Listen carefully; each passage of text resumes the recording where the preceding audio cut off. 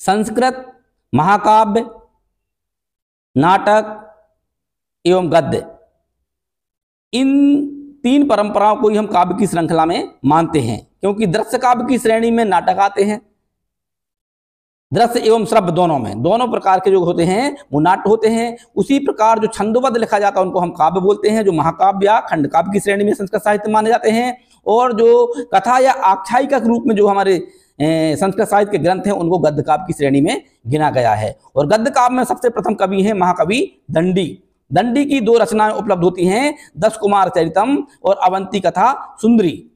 उसी प्रकार सुबंधु दूसरे गद्यकार हैं जिन्होंने वासवदत्ता नामक गद्य काव्य की रचना किए हैं। बाणभट्ट हैं फिर सबसे लोकप्रिय कवि, गद्य के क्षेत्र में उत्कृष्ट कवि हैं, जिनकी रचना कादम्बरी कथा एवं हरचरित आख्यायिका और मुकुट ताड़ितक ऐसा करके तीन रचनाएं उपलब्ध होती हैं।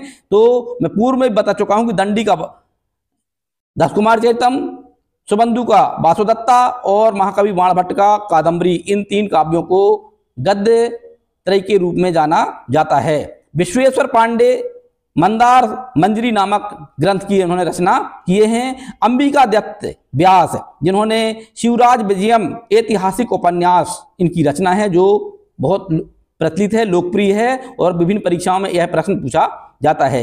हृषिकेश भट्टाचार्य की प्रबंध मंजरी नामक गद्य ग्रंथ है।